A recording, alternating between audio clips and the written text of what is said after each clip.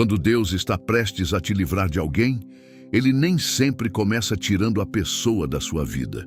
Muitas vezes, Ele começa tirando a venda dos seus olhos.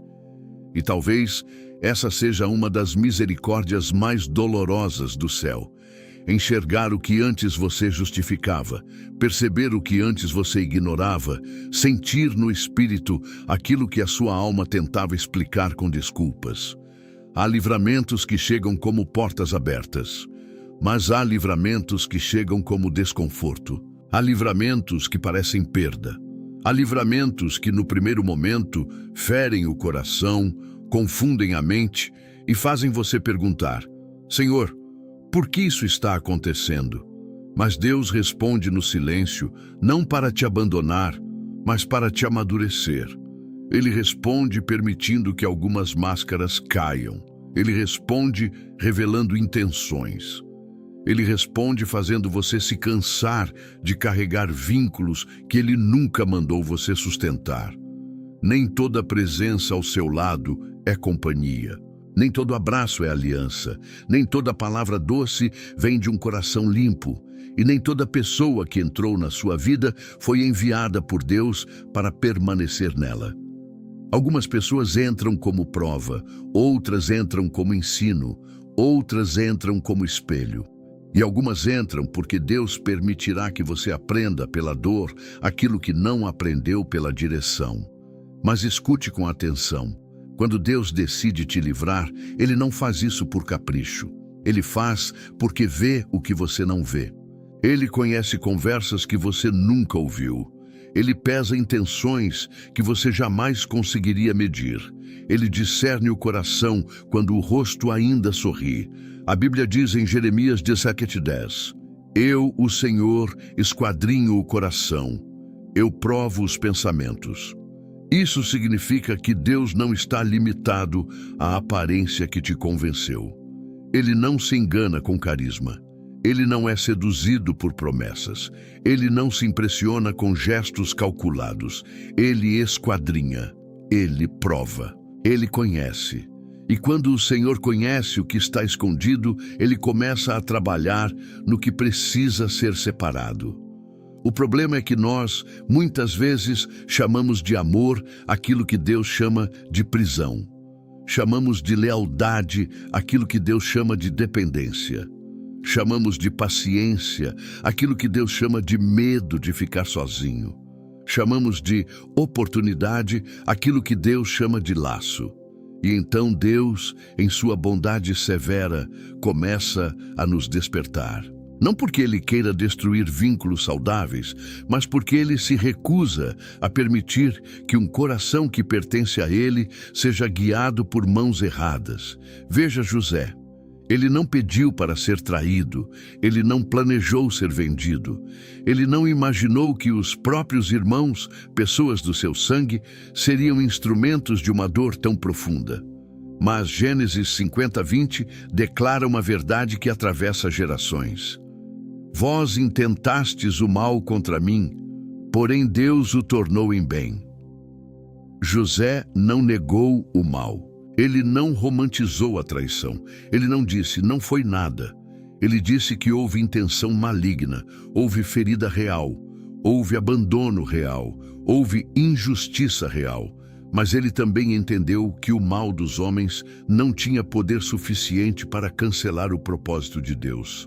Essa é uma palavra para alguém que ainda está tentando entender por que certas pessoas mudaram com você, porque quem dizia te amar começou a te diminuir, porque quem celebrava seus sonhos passou a atacar seu chamado. Talvez Deus esteja permitindo que a intenção apareça antes que o dano seja maior. Há pessoas que só revelam quem são quando percebem que não controlam mais você. Enquanto você se cala, elas te aceitam. Enquanto você obedece, elas te elogiam. Enquanto você diminui a sua luz para não incomodar, elas ficam por perto. Mas quando Deus começa a levantar sua cabeça, quando sua voz volta, quando sua fé se fortalece, quando você deixa de pedir permissão para existir, algo muda. O espírito por trás daquela relação se manifesta e você começa a perceber que algumas companhias não amavam sua presença. Elas amavam sua submissão, não admiravam sua bondade, exploravam sua culpa, não protegiam seu coração, administravam sua fragilidade. É por isso que o primeiro sinal de um livramento, muitas vezes, é uma inquietação santa. Você tenta conversar, mas algo pesa. Você tenta confiar, mas algo não encaixa. Você tenta voltar ao normal, mas o normal agora parece estranho. E você pensa, será que estou exagerando? Mas o Espírito Santo não grita como a ansiedade. Ele alerta com profundidade. Ansiedade confunde. O Espírito Santo esclarece. Ansiedade acusa. O Espírito Santo revela. Ansiedade te empurra para decisões impulsivas. O Espírito Santo te conduz à sabedoria. A questão não é viver desconfiando de todos. A questão é aprender a não ignorar a paz quando ela vai embora. Filipenses 4:7 diz que a paz de Deus guarda o coração e a mente em Cristo Jesus. Essa paz não é ausência de problemas, é proteção interior. É como uma sentinela espiritual. Quando uma relação começa a roubar constantemente essa paz, quando você precisa trair sua consciência para manter alguém perto, quando você precisa apagar sua fé para ser aceito, quando você precisa mentir para si mesmo para permanecer, preste atenção. Deus pode estar permitindo que a paz se retire para mostrar que aquele lugar não é mais seguro para sua alma. Há portas que você só fecha quando a paz deixa de morar ali. E não confunda paz com conforto. Às vezes, obedecer a Deus dói, mas traz paz. Às vezes, se afastar machuca, mas traz paz. Às vezes, dizer não treme a voz, mas traz paz. A carne chama de perda, o espírito chama de livramento. A carne diz, você não vai suportar. O espírito diz, Deus vai te sustentar. A carne diz, você precisa dessa pessoa. O Espírito diz, você precisa obedecer ao Senhor. Quando Deus está prestes a te livrar de alguém, Ele começa a te devolver discernimento. Você passa a perceber padrões, não apenas episódios. Você entende que um pedido de desculpas sem mudança é apenas pausa no ciclo. Você enxerga que lágrimas podem ser sinceras por um momento, mas se não houver arrependimento, a história se repete. Você percebe que nem todo conflito é perseguição. Às vezes, é Deus expondo uma estrutura adoecida. Você começa a ouvir menos as promessas e observar mais os frutos.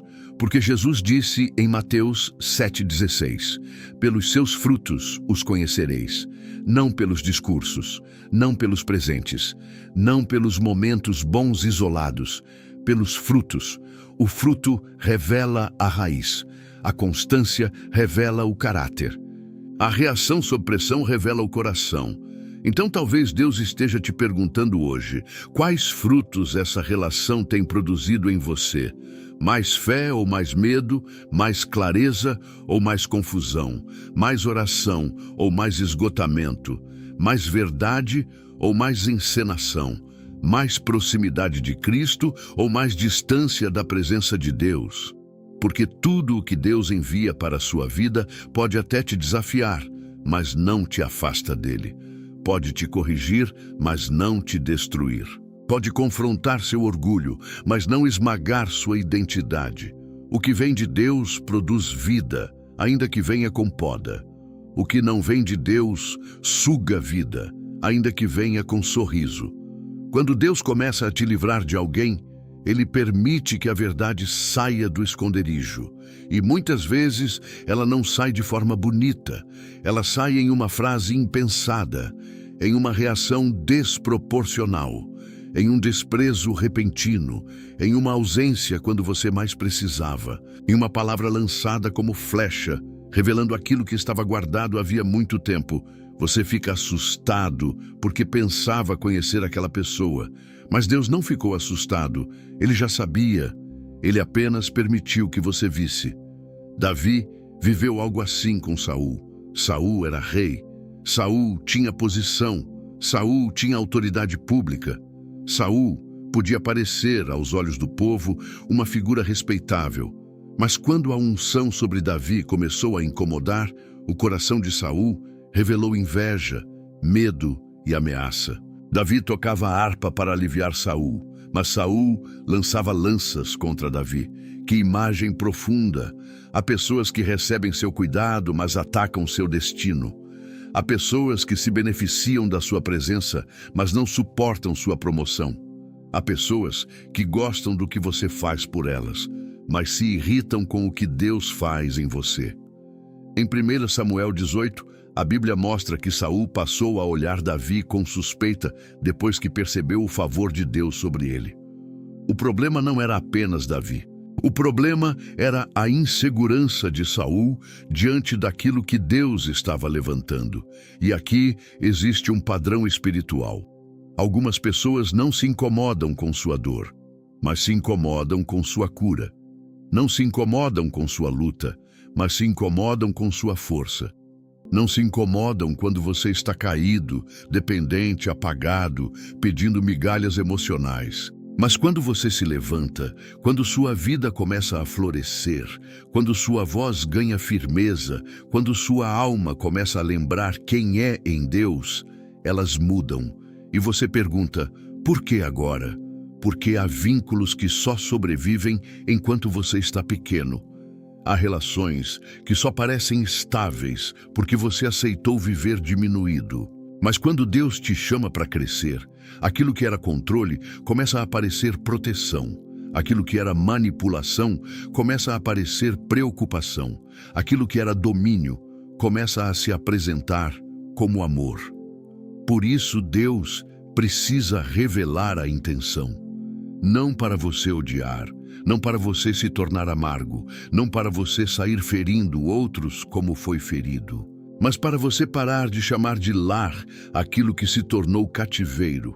Provérbios 4:23 diz, sobre tudo o que se deve guardar, guarda o teu coração, porque dele procedem as fontes da vida. Deus não manda você guardar o coração porque ele não deve amar. Ele manda guardar porque o coração é fonte. Quem tem acesso indevido ao seu coração tem influência sobre suas decisões, suas emoções, sua visão de futuro e até sua percepção de Deus. Uma pessoa errada, sentada no lugar errado, pode distorcer a voz do Senhor na sua vida. Pode fazer você acreditar que obedecer é egoísmo. Pode fazer você acreditar que colocar limite é falta de amor.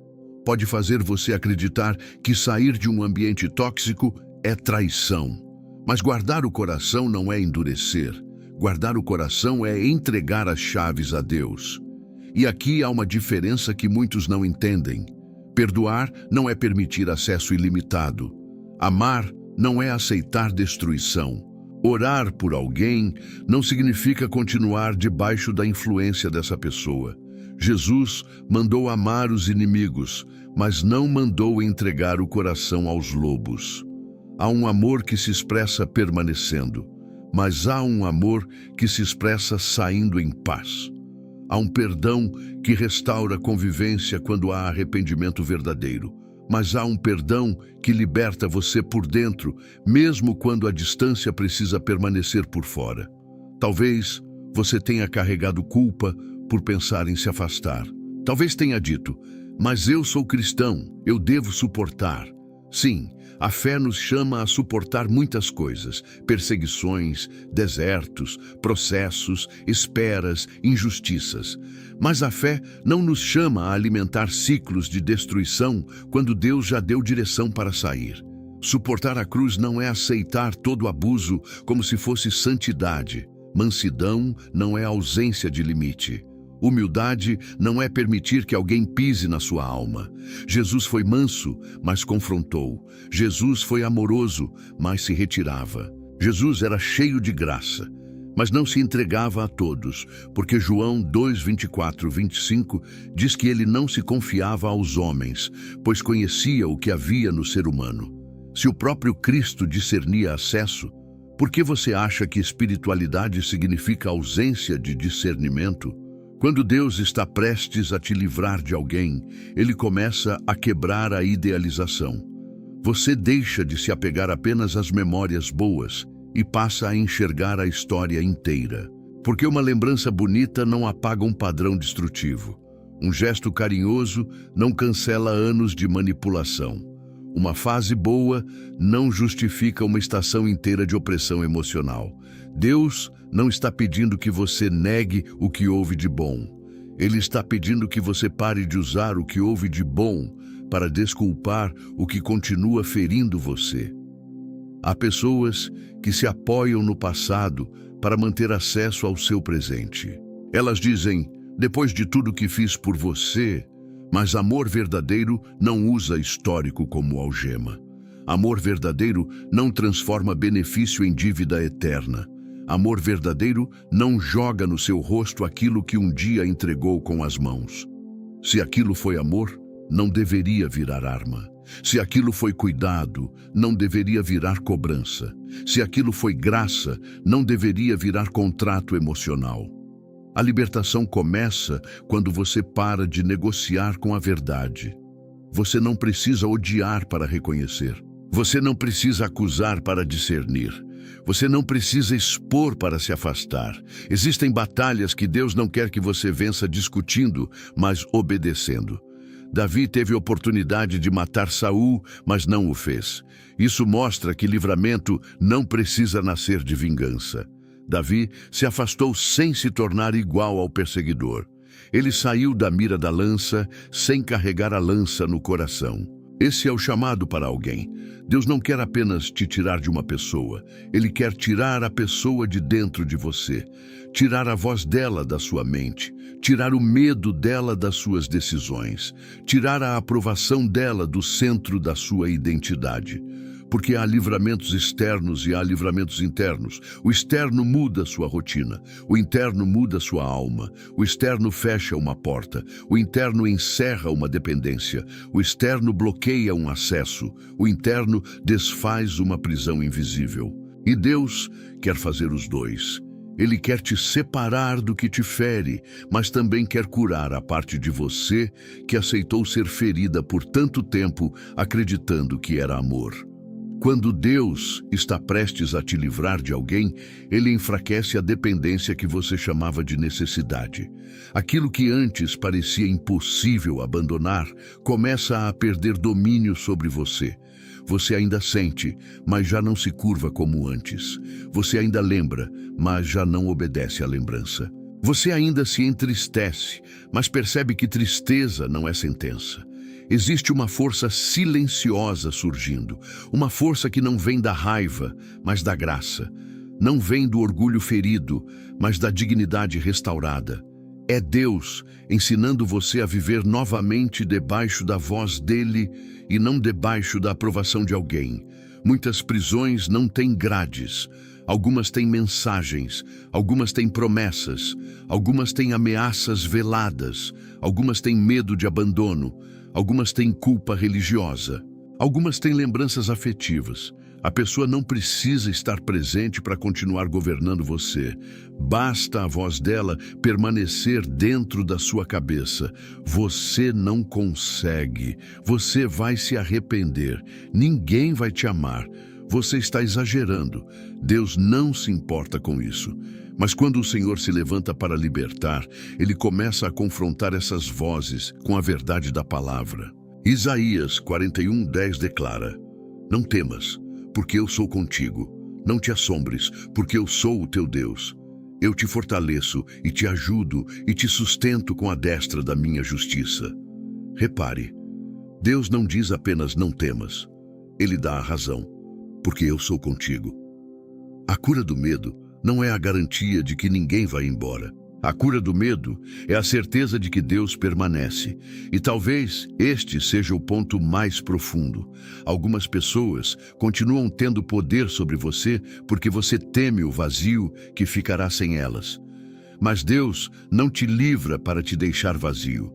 Deus remove uma influência para preencher com presença. Deus fecha uma porta para abrir espaço. Deus corta um laço para restaurar respiração. Deus arranca o espinho para curar a carne. E sim, dói. Todo o processo de retirada dói. Até o que nos fere pode parecer parte de nós quando ficou tempo demais. Mas não confunda dor de libertação com sinal de erro. Às vezes dói justamente porque Deus está tirando algo que cresceu preso à sua alma. A mulher do fluxo de sangue conhecia bem esse tipo de desgaste. Durante 12 anos, ela perdeu sangue, força, recursos, dignidade social e talvez esperança. Marcos 5 mostra que ela havia sofrido nas mãos de muitos médicos e gastado tudo, mas piorava. Então ela ouviu falar de Jesus e disse: "Se eu apenas tocar nas suas vestes, ficarei curada." Essa mulher nos ensina algo poderoso. Chega um momento em que a alma cansada precisa tocar Cristo de uma maneira que ninguém pode fazer por ela. Ninguém podia tocar por ela, ninguém podia decidir por ela, ninguém podia romper a multidão por ela. E talvez Deus esteja te conduzindo a esse lugar. Parar de buscar cura na pessoa que te adoece e tocar em Cristo com fé desesperada. Ela poderia ter permanecido escondida na dor. Poderia ter aceitado aquela condição como identidade. Poderia ter dito: "Sempre foi assim, então sempre será." Mas quando ela tocou em Jesus, uma virtude saiu dele. E Jesus perguntou: "Quem tocou nas minhas vestes?" Não porque ele ignorasse, mas porque queria trazer à luz uma fé que havia sido escondida pela vergonha. Deus não cura apenas a ferida, ele restaura a voz. Ele não apenas estanca o sangue, ele devolve dignidade pública. Jesus disse: "Filha, a tua fé te salvou, vai em paz." Ele a chamou de filha antes de enviá-la em paz. Isso é libertação verdadeira, saber quem você é antes de seguir em frente. Muitos permanecem em relações destrutivas porque esqueceram o próprio nome espiritual. Filha, filho, amado, escolhido, resgatado, comprado por preço, morada do Espírito Santo. Quando você esquece quem é, aceita ser tratado de qualquer forma. Quando esquece que pertence a Deus, mendiga a permanência de quem não valoriza sua alma. Quando esquece que Cristo derramou sangue por você, permite que outros pisem no lugar onde Deus colocou valor eterno.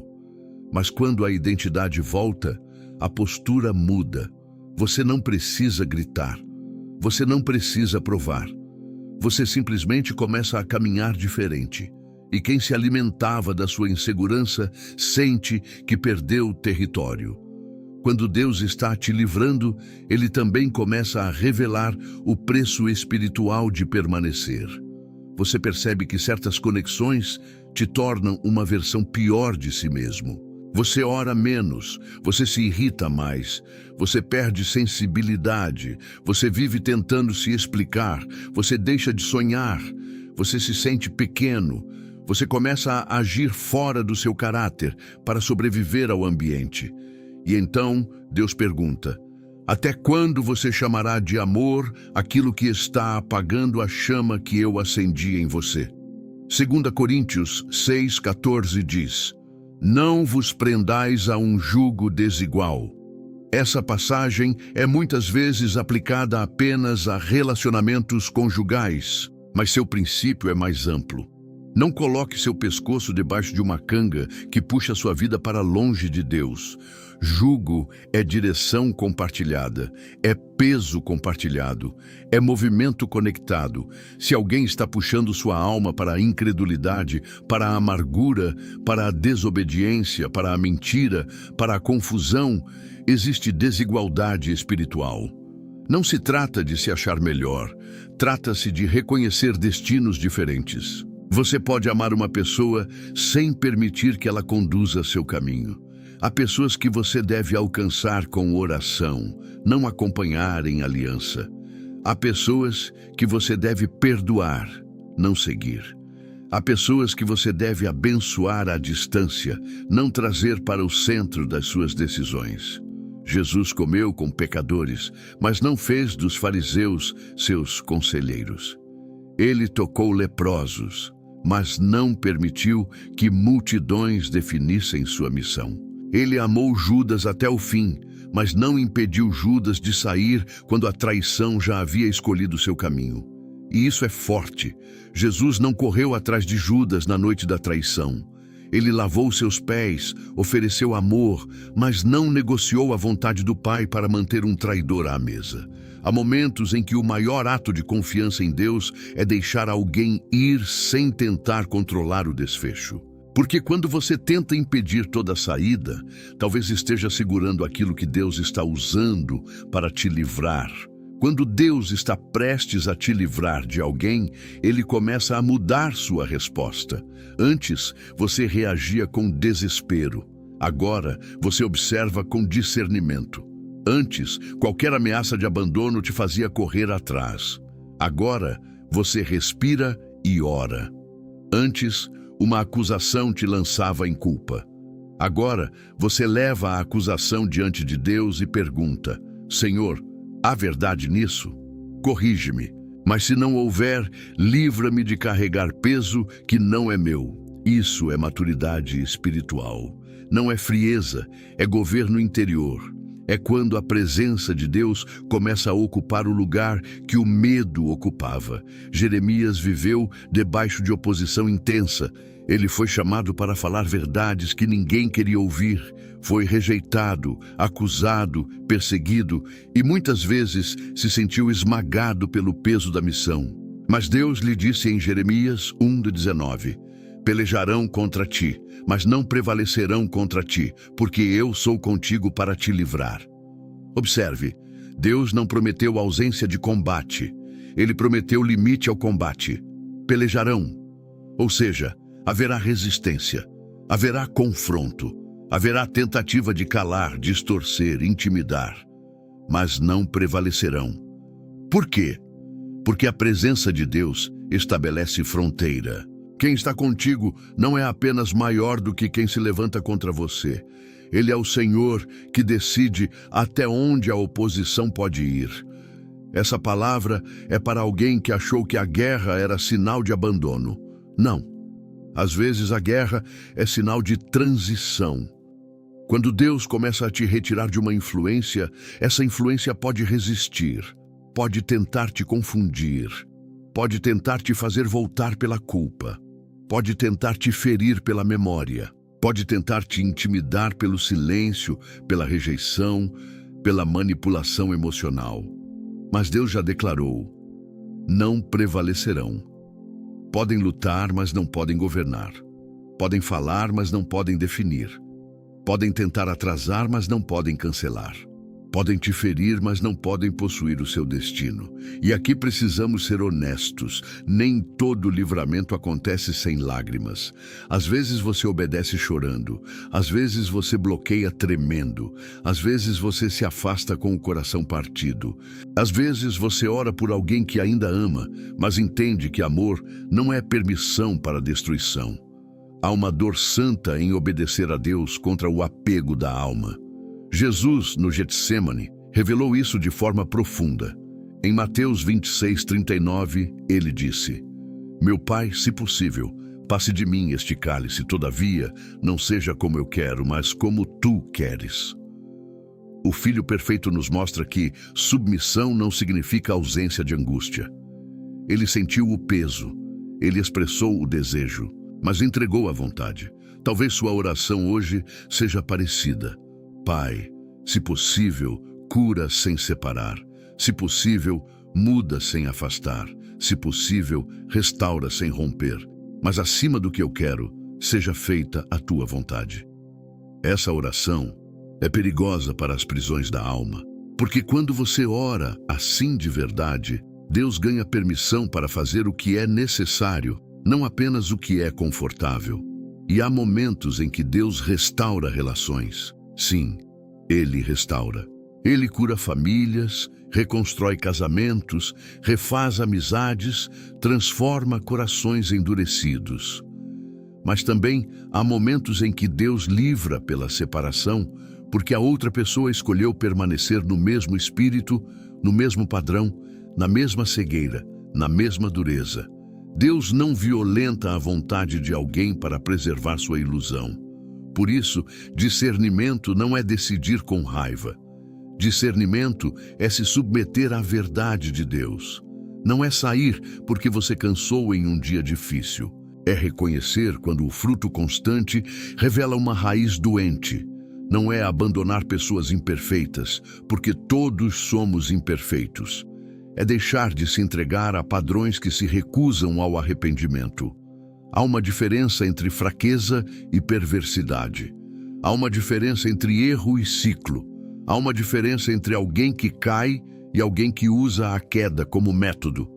Há uma diferença entre quem se arrepende e quem apenas teme perder acesso. Quando Deus está te livrando, Ele te ensina essa diferença. Você começa a ouvir desculpas de outro modo. Começa a perceber que arrependimento verdadeiro produz frutos. Zacarias não apenas falou, Pedro não apenas chorou. Zaqueu, quando tocado por Jesus, decidiu reparar danos. Arrependimento verdadeiro não é teatro emocional, é mudança de direção. Se alguém pede perdão e retorna ao mesmo padrão, sem nenhuma disposição de cura, sem prestação de contas, sem humildade, sem transformação, então talvez não seja arrependimento. Talvez seja estratégia de permanência. Deus não quer que você se torne juiz do coração alheio, mas quer que você seja guardião do seu. E guardar seu coração exige coragem. Coragem para dizer: eu te perdoo, mas não posso continuar nesse ciclo.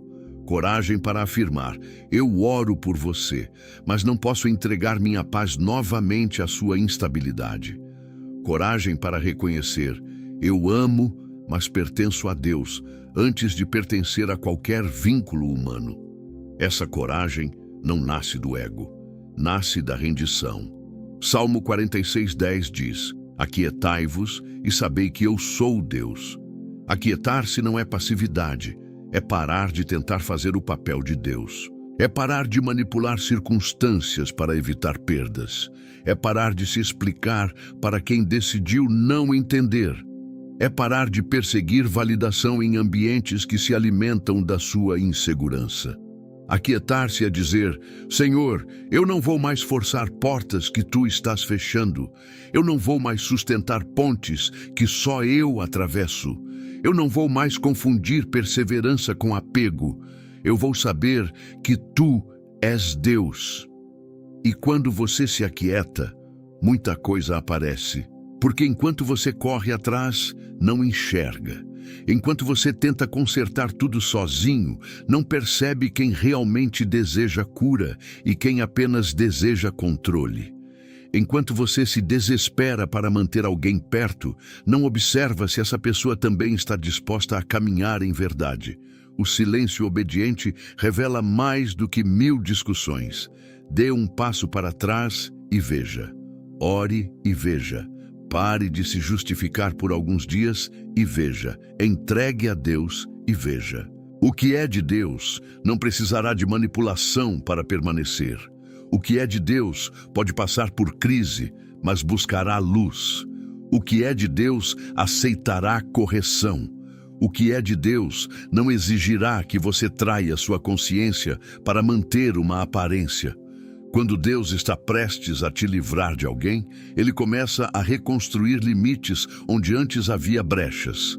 E limite, para quem viveu muito tempo tentando agradar, parece agressão. Você diz um não e se sente culpado. Você não responde imediatamente e se sente cruel. Você escolhe descansar e se sente egoísta. Você protege sua intimidade e pensa que está falhando como cristão. Mas isso acontece porque algumas pessoas foram treinadas a confundir amor com disponibilidade infinita. Só que até Jesus tinha limites. Ele se retirava para orar. Ele não curava todos no mesmo lugar o tempo todo. Ele não respondia a todas as provocações. Ele não se explicava diante de todo acusador. Ele sabia quando falar e quando permanecer em silêncio. Limite não é muralha de orgulho, é porta com discernimento. Limite não diz, eu não amo. Limite diz, eu não sou Deus, porque somente Deus é inesgotável. Somente Deus pode ser onipresente. Somente Deus suporta o peso total de uma alma. Quando você permite que alguém exija de você aquilo que só Deus pode dar, você se esgota e ainda impede essa pessoa de buscar o Senhor. Há relações em que você virou salvador funcional. Você acalma, resolve, cobre, justifica, empresta força, empresta fé, empresta tempo, empresta paz, e no final fica vazio. Mas Deus nunca te chamou para ser Messias de ninguém. Já existe um Salvador, e o nome dele é Jesus Cristo. João 15:2 diz que o Pai corta todo ramo que não dá fruto e limpa todo o que dá fruto, para que dê mais fruto. Essa imagem é poderosa. A poda não é castigo contra a árvore, é cuidado com a frutificação. Deus remove excessos para preservar destino. Ele corta o que drena seiva. Ele limpa o que impede crescimento, e a poda dói porque algo sai. Mas depois da poda vem mais fruto, mais clareza, mais profundidade, mais vida, mais permanência. Talvez você esteja confundindo poda com perda. Talvez Deus esteja cortando uma conexão que parecia folha bonita, mas não produzia fruto. Talvez havia aparência, mas não havia vida. Havia movimento, mas não havia crescimento. Havia presença, mas não havia aliança saudável. A pergunta é: você confia no agricultor? Confia que o pai sabe o que cortar? Confia que ele não remove por crueldade, mas por propósito? Confia que ele vê a estação futura que você ainda não vê? Porque a dor da poda só encontra sentido quando você confia nas mãos que seguram a tesoura. Se qualquer pessoa corta, é ferida, mas quando o Pai corta, é preparo. Há pessoas que ocupam espaço demais no seu interior. Elas se tornam assunto de todas as suas orações, motivo de todas as suas lágrimas, centro de todas as suas preocupações. E sem perceber, você começa a organizar sua vida ao redor da instabilidade delas. Se elas estão bem, você respira. Se elas estão frias, você se desmancha. Se elas aprovam, você avança. Se elas criticam, você paralisa. Isso não é vínculo saudável, isso é governo indevido. E Deus, por zelo, começa a derrubar esse trono. Êxodo mostra que quando Deus tirou Israel do Egito, o povo saiu fisicamente em uma noite, mas precisou de anos para deixar o Egito sair de dentro dele. Essa é uma verdade profunda. Você pode sair de uma relação e ainda carregar os padrões dela. Pode sair do ambiente, mas continuar respondendo à voz antiga. Pode fechar a porta, mas continuar preso à necessidade de provar algo. Por isso, o livramento de Deus não termina quando alguém vai embora. Às vezes, começa ali. O deserto não foi apenas caminho para Canaã, foi lugar de reeducação da alma. Deus ensinou Israel a depender do maná, da nuvem, da coluna de fogo, da palavra. Ele estava dizendo: vocês não serão mais definidos pelo chicote de Faraó. Vocês serão conduzidos pela minha presença.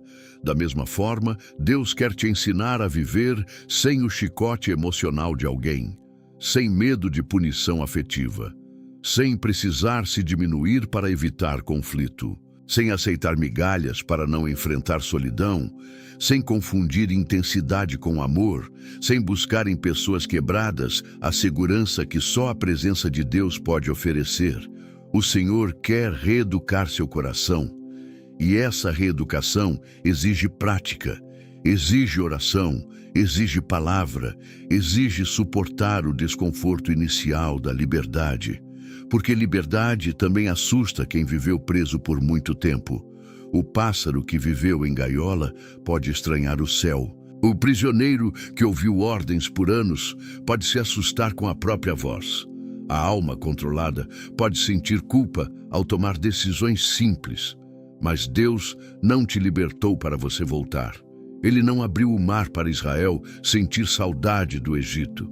Ele não quebrou correntes para você decorar a cela. Ele não expôs intenções para você negociar novamente com aquilo que ele revelou. E aqui entra uma advertência amorosa. Quando Deus mostrar, não feche os olhos de novo. Quando Deus revelar, não maquie. Quando Deus retirar a paz, não finja que está tudo bem.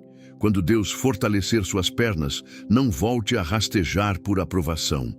Há momentos em que voltar é mais perigoso do que nunca ter saído, porque depois que a luz chega, a responsabilidade aumenta.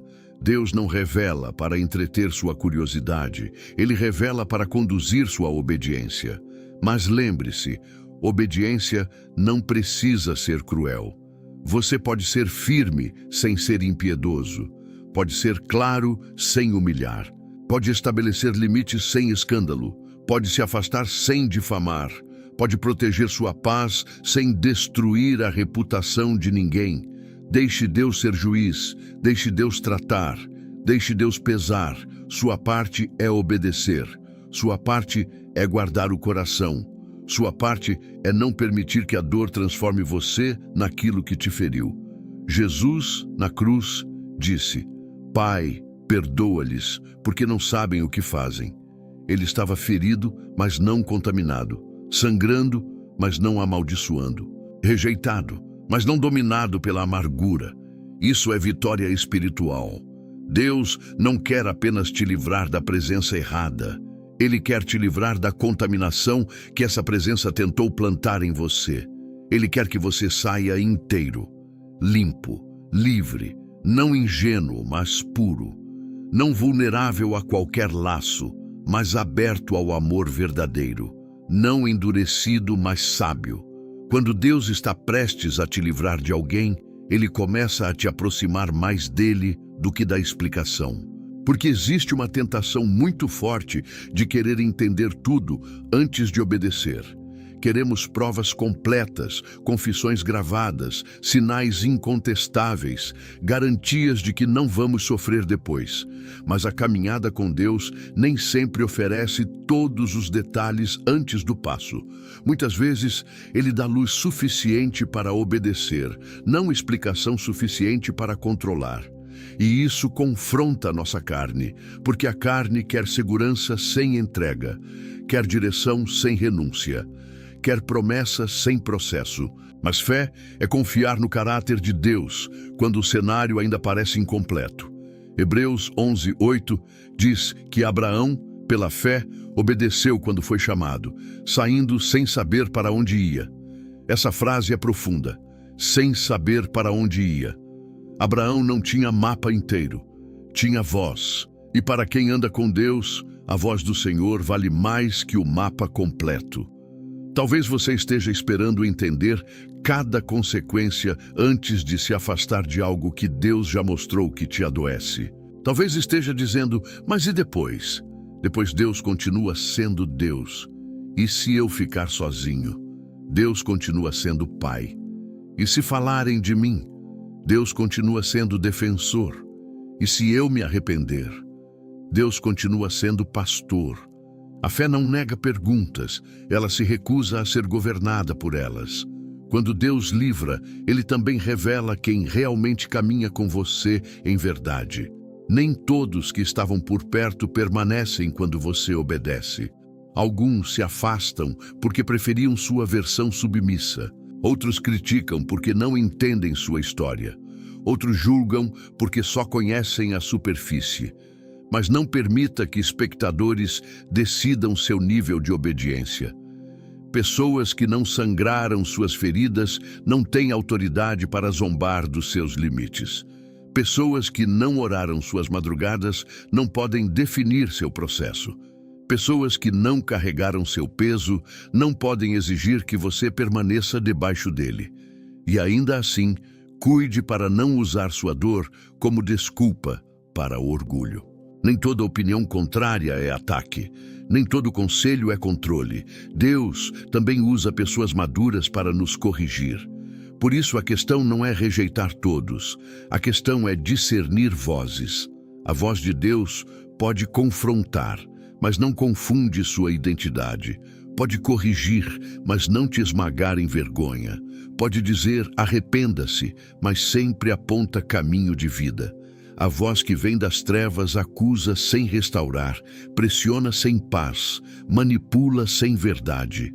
Aprenda a diferença. Sua vida depende disso. Romanos 8:28 declara que todas as coisas cooperam para o bem daqueles que amam a Deus, daqueles que são chamados segundo o seu propósito. Todas as coisas não significa que todas as coisas são boas. Traição não é boa. Manipulação não é boa. Abandono não é bom. Injustiça não é boa. Mas Deus, em sua soberania, pega até aquilo que foi usado contra você e faz cooperar para seu amadurecimento, sua clareza, sua santificação e seu destino. Ele não desperdiça lágrimas. Ele não desperdiça noites sem sono. Ele não desperdiça decepções. Ele não desperdiça portas fechadas. Nas mãos de Deus, até a dor vira escola, até a perda vira livramento, até o silêncio vira proteção, até a separação vira caminho. José poderia ter vivido preso ao trauma dos irmãos. Davi poderia ter se tornado outro Saul. Jeremias poderia ter se calado pela rejeição. A mulher do fluxo poderia ter desistido por vergonha. Jesus poderia ter recusado o cálice. Mas cada um, no seu processo, nos ensina que Deus trabalha no invisível enquanto a alma atravessa o visível. Há uma obra acontecendo em você que não depende da compreensão dos outros. Há uma fortaleza sendo reconstruída. Há uma sensibilidade sendo restaurada. Há uma fé deixando de ser teoria e se tornando chão. Quando Deus te livra de alguém, Ele não está apenas mudando sua agenda. Ele está reposicionando seu futuro. Talvez essa pessoa ocupasse um lugar que impedia novas alianças. Talvez aquela influência bloqueasse sua coragem. Talvez aquele ciclo sugasse energia que deveria ser investida em missão. Talvez aquela voz abafasse dons que Deus quer despertar. Talvez aquela dependência atrasasse obediências antigas. Por isso, o livramento não é apenas sobre quem sai. É sobre quem você se torna quando deixa de viver preso. E há algo que você precisa receber. Deus não te livra porque você não tem valor para suportar. Ele te livra porque tem valor demais para ser destruído. Deus não está dizendo que você é fraco. Ele está dizendo que você é precioso. Um pastor não arranca a ovelha da boca do lobo porque a ovelha é inútil, mas porque ela pertence ao rebanho. O valor da sua alma move o zelo de Deus. O céu não trata sua dor como exagero. O Pai vê, o Pai sabe, o Pai age. Às vezes de modo lento aos seus olhos, mas perfeito na eternidade. Salmo 23 diz: "O Senhor é o meu pastor, nada me faltará."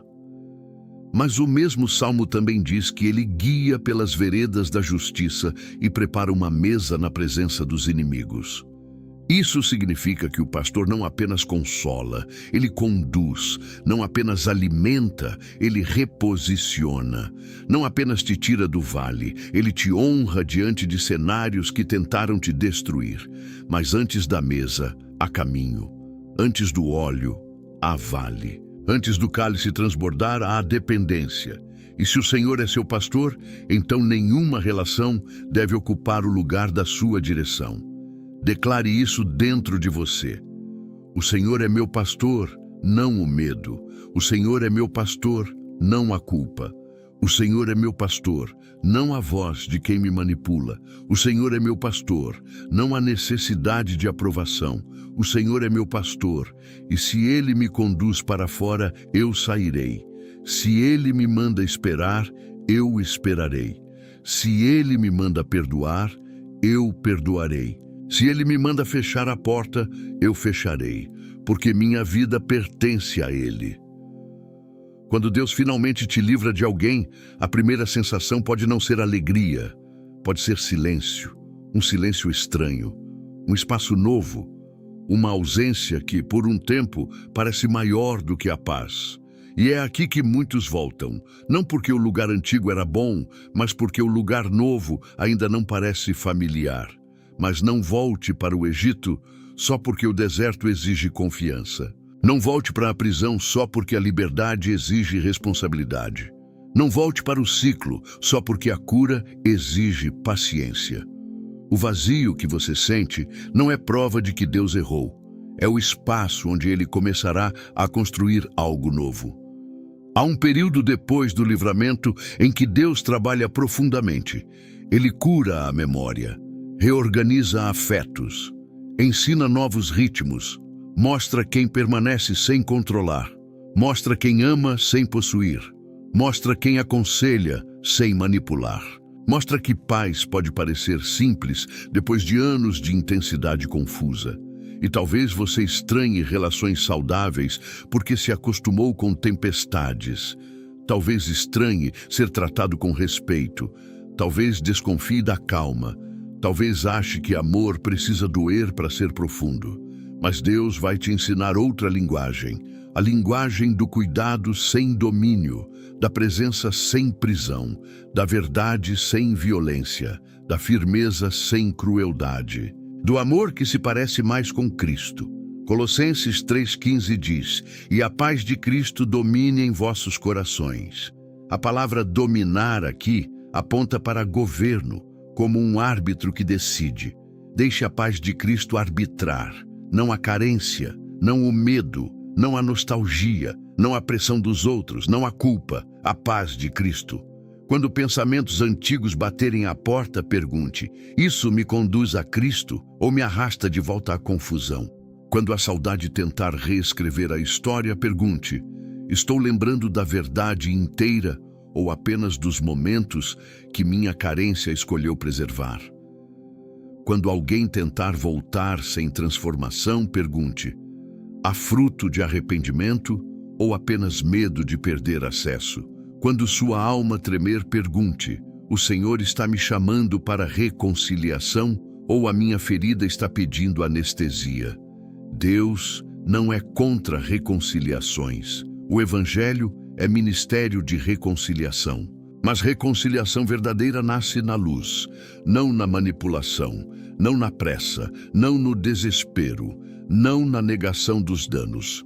A cruz nos reconcilia com Deus porque houve verdade sobre o pecado e sangue para a redenção. Não existe reconciliação bíblica baseada em fingimento. Onde não há verdade, a paz é falsa. Onde não há arrependimento, a volta é risco. Onde não há transformação, a proximidade pode reabrir feridas que Deus começou a sarar. Mas se Deus está te guiando para perdoar, perdoe. Se está te guiando para conversar, converse. Se está te guiando para encerrar, encerre. Se está te guiando para esperar, espere. O ponto não é seguir uma fórmula humana. O ponto é obedecer ao Senhor. Porque há histórias em que Deus restaura a pessoa. Há histórias em que Deus restaura você longe da pessoa. Em ambas, Ele continua sendo bom. Em ambas, Ele continua sendo soberano. Em ambas, o propósito é que Cristo seja formado em você. Agora escute, não permita que aquilo que fizeram com você defina aquilo que você fará com outros.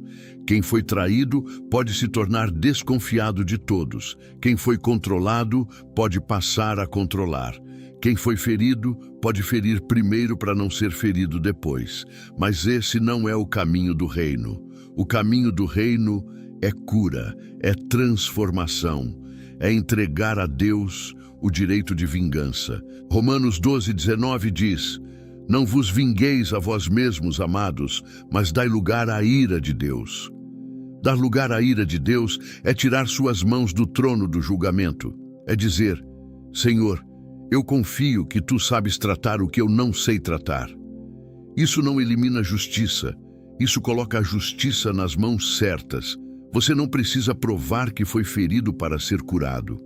Não precisa convencer todos para ser livre. Não precisa ganhar a narrativa pública para obedecer a Deus. Há batalhas que se vencem em secreto. Há honras que Deus entrega sem plateia. Há livramentos que ninguém entende agora, mas um dia os frutos falarão. Continue. Não volte. Não negocie sua paz. Não venda sua consciência. Não diminua a voz de Deus para caber no conforto de alguém. Você foi comprado por sangue, você carrega propósito, você tem uma história que ainda não terminou. E se hoje seu coração está dividido, ore assim por dentro. Senhor, eu não quero me mover por ferida, mas também não quero permanecer por medo. Eu não quero confundir tua paciência com permissão para ciclos destrutivos. Eu não quero agir com dureza, mas também não quero abandonar a verdade. Guia-me, purifica minhas intenções, mostra-me o que é amor e o que é apego. Mostra-me o que é perdão e o que é retorno imprudente. Mostra-me o que é compaixão e o que é prisão. Eu entrego essa pessoa nas tuas mãos. Eu entrego minha dor nas tuas mãos. Eu entrego minha necessidade de entender nas tuas mãos. Eu entrego meu futuro nas tuas mãos. Há um clímax espiritual quando você consegue abençoar sem se prender, quando consegue lembrar sem desmoronar, quando consegue orar sem desejar controlar, quando consegue desejar o bem sem abrir novamente a porta que Deus fechou. Isso é liberdade. Liberdade não é ausência de memória, é memória sem corrente. Liberdade não é ausência de sentimento, é sentimento submetido a Cristo. Liberdade não é provar que não se importa, é se importar sem se perder. É amar a Deus acima da dor, acima do vínculo, acima da saudade, acima do medo. Então levante sua cabeça, não como quem despreza pessoas, mas como quem honra o Deus que te chamou. Levante sua cabeça porque o livramento não é o fim da sua história. É o começo de uma obediência mais limpa. Levante sua cabeça porque há lugares que você só alcançará depois que certas vozes perderem poder. Levante sua cabeça porque Deus não te separa para te envergonhar. Ele te separa para te alinhar. Levante sua cabeça porque o Pai sabe preservar seus filhos. Levante sua cabeça, porque aquilo que saiu pode ter levado lágrimas, mas não levou a promessa. Levante sua cabeça, porque quem te guarda não dorme. Levante sua cabeça, porque Cristo é suficiente para preencher o que qualquer ausência deixou. E receba isto como decreto sobre sua vida. O que Deus está removendo não terá autoridade para te destruir. O que Deus está expondo não será maior do que a graça que te sustenta. O que Deus está fechando não impedirá a porta que Ele abrirá. A voz que te diminuiu não definirá seu nome. A rejeição que te feriu não governará seu destino. A perda que te assustou não cancelará a fidelidade do Senhor. Você pertence a Cristo, seu coração pertence a Cristo, seu futuro pertence a Cristo. A palavra final não será da pessoa que saiu, da ferida que ficou, da acusação que lançaram, nem do medo que tentou te prender. A palavra final será do Deus que começou a boa obra e há de completá-la. Por isso, caminhe em paz, caminhe com discernimento, caminhe sem vingança, caminhe sem voltar para o que Deus já revelou. Caminhe como alguém que foi amado no secreto, defendido no invisível e conduzido pela mão do Pai. E que esta palavra cele sua alma como decreto profético. O Senhor te guardará de todo mal, guardará a tua alma. O Senhor guardará a tua entrada e a tua saída desde agora e para sempre. Que o Senhor guarde sua saída de tudo o que te prendia. Que o Senhor guarde sua entrada em tudo o que Ele preparou. Que sua alma descanse, que sua fé se levante, que seu coração seja curado e que a partir de hoje você não caminhe mais como quem perdeu alguém, mas como quem foi livrado por Deus para viver inteiro diante dEle.